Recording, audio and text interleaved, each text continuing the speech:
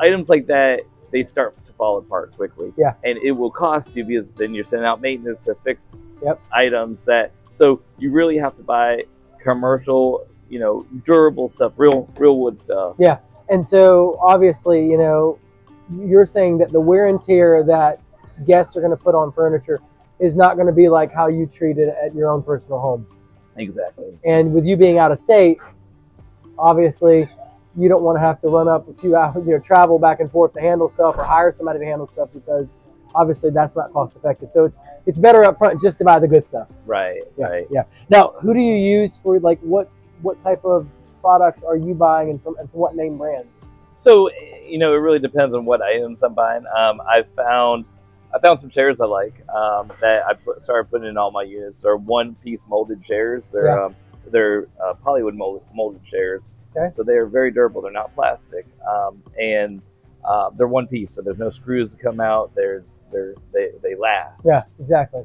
So it's smart to look for items just like that, basically. Right. I found a table over at Target. It's like it's melamine topping, where it's indestructible. Kids can, you know, scratch on it, and it still looks brand new. So I started putting that in my units. Very, very smart.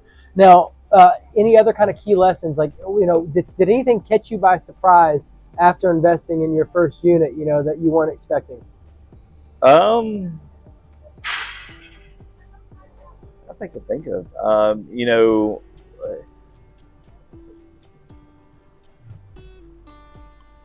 really not off the top of my head. No. Okay. Sweet. Well, let's just move on. So, do you think the Myrtle Beach market is oversaturated with vacation rentals?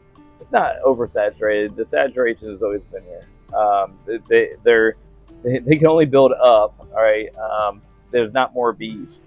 They've always been short-term rentals for the last, you know, how many years? Years and years and years and years and years. And I'm super glad that you said, you know, it's not saturated, because they've always been here. Basically, this is not something new. You know, this might be new to you as a viewer or new to you as an investor, but in our market, people have been doing short-term oceanfront rentals for years. What's new is being able to cut out the middleman. You can cut out the front desk. You don't have to use on-site property management. You can use Airbnb, you use VRBO, and you can manage it yourself. Yeah, technology's really enabled you to cut out that middleman. So, you know, and you know, I recently heard somebody talking about, you know, the Airbnb market is on the downturn. You know, doom and gloom. You know, well, guys, I mean, like, I don't foresee people not liking the beach anymore. It's like the mountains. Like, people like the mountains. People like the beach. That's a, you know, that's not going to change. And as long as the ocean's still here and the oceanfront condos are still here, people are going to keep renting these just like they've done for years and years and years. I mean, in my opinion, I feel like it's, you know, with the historical evidence that we have backing it up, in my opinion, it's a very safe investment for a proactive investor. Right. Yeah. Right. Okay, so now, speaking of oversaturation, we were just talking about how competitive our market is. Now, you would say that Myrtle Beach, South Carolina is a competitive market? Yeah, it's a competitive market. Well, you know. Yes and no? Yeah, yes and no. For the Airbnbs, there's a lot out there, but it's not that it's oversaturated. It's you know, there's a lot of people can choose from now, and basically, and that's where I focus on making sure my units are nice, and so that way I want to be one of the first ones to get picked. That's right. I'm still renting no matter what. It's just, do I want to rent at the top dollar, or do I want to rent at the bottom dollar? Exactly. And so you're saying that the remodel that you've done on your units, that's what empowers you to be able to ask for the full price, to be top dollar. Right. And it's not even that ask. It's more like you get chosen earlier, right? You get chosen quicker. You get chosen at the higher prices, because when people are scrolling, it's anything you can do to make that person stop scrolling and say, I want to say that unit. Exactly. So when those pictures, when those pictures pop, there's, you know, it's highly contrasted. You got beautiful pinks and teals and, you know, all the right furniture. It's modern. It's great. Obviously, that stops somebody from scrolling. You know, that'll stop them right there in their tracks. Exactly. Yeah, and you obviously want to get picked sooner rather than later, and you want to have that you know, that you know, you're booked up for the next 30 to 60 days. Isn't that what everybody wants? You know what I mean? Yeah. And you know, what's weird is there was a shift that people aren't booking in advance. They're booking 1 to 2 weeks out now. And a couple years ago, I would be booked 30 to 60 days out. No matter how nice my unit is, I'm not booked 30 to 60 days out. And it's so funny that you say that. You're the third investor now that I've talked to that's mentioned that very same fact to me. I had a guy, he owns a unit, I think it's a 1-bedroom unit there at the Caribbean. Mm-hmm. And he said that for the month of July, he only had 1 week booked rental, but everybody else booked last minute, and he was booked every night of the month. Oh, yeah. But it was all last minute rental. I think with, you know, I think the economy, the unknown, people are waiting to the last minute to say, hey, I'm going to spend this money. Yeah, do I want to spend the money? Do I still have my job? Yeah. You know? Now, do you think that there's any credence to the whole last minute, you know, catching the last minute person and getting them to pay a premium for it because it's last minute? That whole pricing strategy. So there's a possible. I think the thing, what makes it hard is a lot of people do basically the waterfall effect. You know, as you get close to the date, they're lowering the price. So now, like your competitors have a lower price than the next guy. Yeah. So they're lowering it, trying to fill up at the last minute. So people might be getting better deals waiting for the last minute. So you got to stay competitive. Right. Okay. All right. So let's talk just a little bit about market location. So why did you choose Myrtle Beach as an investment location over other beach destinations? You could have invested in Florida. You could have invested in New Jersey. You know, you could have invested in Cali. I mean, like, why did you choose here? I honestly, I wanted to invest in Florida. I really like Destin. My wife really likes Destin. We really want to invest in Destin. The problem is their rental numbers they're the same as ours here. Oh, really? Yeah, but their purchase price are significantly higher, 2 to 3 times.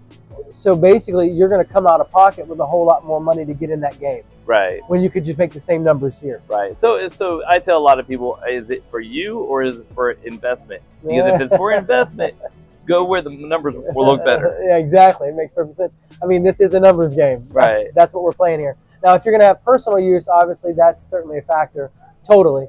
But at the same token, if you're just looking purely at the financials, then why would you pay another $100,000, $200,000 to get into an oceanfront condo investment when you can just come to Myrtle Beach and make the same money? Right. Now, I was talking to an investor that told me that, and this is more recent, you know, he was telling me, like, you can't make money in Florida right now. Like, the insurance costs have risen so much that their oceanfront condos are not profitable. You know anything about that? Well, across the board, everyone's insurances went up. Yeah, but ours, I mean, like, Compass Cove went up like $82 a month. Right. Now, I did find there was a place in Barefoot. It wasn't oceanfront. It's called Water's Edge. It went up $470 a month. Oh, wow. You know, that hurt a lot of people. Yeah. That's a huge jump. But I'm not seeing that across the board here. I mean, have you experienced that in your condos? Not that big of jumps, but you know, the insurance definitely went up. They're still profitable with the increase in insurance.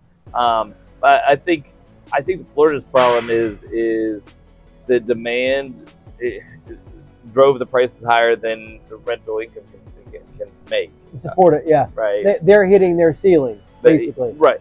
For at least, especially in the Destin area, you know, in the Panhandle area, you have a lot of the oil money, and so people are coming from Texas. Oil money, you said? Yeah, go ahead. Yeah, so people who are making money in Texas, Alabama, in that area, that's where they're investing, and so they're not looking. A lot of those aren't looking to make a profit. They're looking to, hey, where do I stick my money? It's a tax haven. Right. They're using the tools like depreciation, which, by the way, guys, if you don't know about depreciation, you definitely want to contact your CPA. You can depreciate short-term vacation rental properties over 39 years, so you can get a taxable annual income deduction on them. But not only that, you can do something called a cost segregation study. I don't know if you know about cost. I did it this morning. You did it? Yeah. Get out. So you could write off like $30,000 in your first year. Yeah. So per property, right? Yeah. So I did the cost segregation this morning. Said to my tax guy, he's reviewing it now, but like he's he said it should save me significantly. Yeah. Can you kind of go into some of the nuts and bolts of that process? So yeah, well, the one I did basically was just asking generic questions. You know, what kind of appliances I have, how old is my unit, what do I have, carpet, do I have tile, and answered all the questions. The one I did was online cost segregation. So I'm doing it on one property first. I never did this previously. Yeah. So I don't know how much I could have saved in the past, but dude, could you imagine? I mean, I'm just going to throw this idea out there. Now, I'm not saying to do this. You need to speak to your CPA and make sure you get adequate advice from your CPA. But like, could you imagine like buying a property, for high income earners, writing off $30,000, $40,000 on your taxes, owning it for a year or two, selling it, and turn around and doing the same thing over again? Right. Well, and I don't know the details about the cost segregation when you sell it, right? Because apparently they do come back and get the segregation, right? A lot like depreciation, if you write off the depreciation. But in other words, you need to speak to your CPA and find out the exact details on that. But there can be advanced tax strategies that you can use for high-income earners for cost segregation studies. So definitely worthwhile. Get in contact with me. I'll help you out. 843-360-1737. Now, back to a crowded market. All right.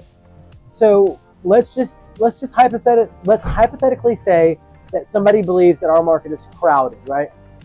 What do you do to have a competitive market advantage for your units? Make them look nice, make them pop. Definitely, the first picture really matters. And I was hiring a professional photographer originally, and they weren't getting the photo that popped. And so now I do all my own photos. And like you were. I'm sorry. You were literally. He is proving the point. Now listen, this guy you own what, like 10 Oceanfront condos now? I think it's 11. 11 Oceanfront condos. All right. I tell you guys all the time on the channel, no one's going to treat your business the way that you treat your business because you are personally invested in it. And I use that a lot of times when talking about property managers. I'm not saying that there are not great property managers out there, guys. There's great property managers out there. However, I still believe that you are going to have and treat your guest and your unit better than any property manager that you hire because you're personally invested in it. Right. And Matt is literally proving that right here. You hired a professional photographer and they weren't getting the photos right, so you just started doing it yourself. Right. Yeah, and definitely it makes a difference. It's all about the angles.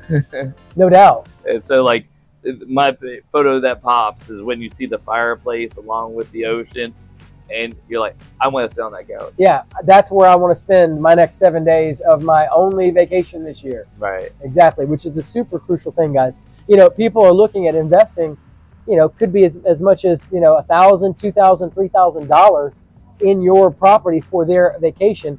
They want to know that they're going to get what they're looking for, that they got a great value out of it. Right. So let's move on to financial considerations.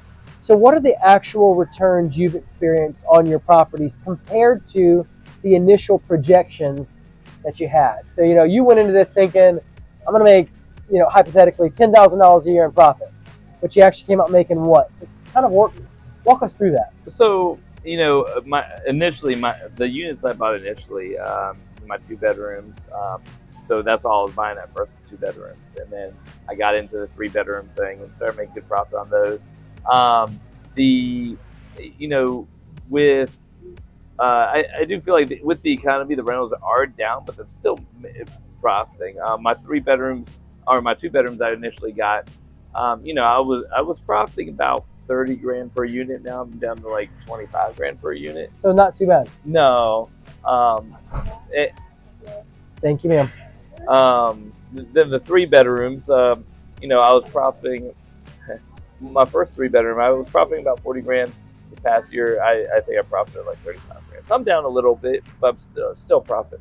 Dude, 40 grand in profit is 40 grand in profit. Yeah, that was great. It's hard to argue. So, okay, and for you, that is just routine history. That's the market fluctuating up and down, right? Right. And that stuff happens. Well, yeah, I mean, it's our economy. It's a presidential year. It's, a lot of people are, it's a fear. And, people are keeping their dollar tight until they see what happens next year. We should be back to normal. And so, again, it's routine history. So for first-time investors, guys, you don't really have to worry about the fact that, yes, there are market fluctuations. Yes, if our market crashes, that's a problem. That stuff doesn't happen all the time though. You are going to see ups and downs in the market from year to year. But let's say that you've owned the property for 10 years.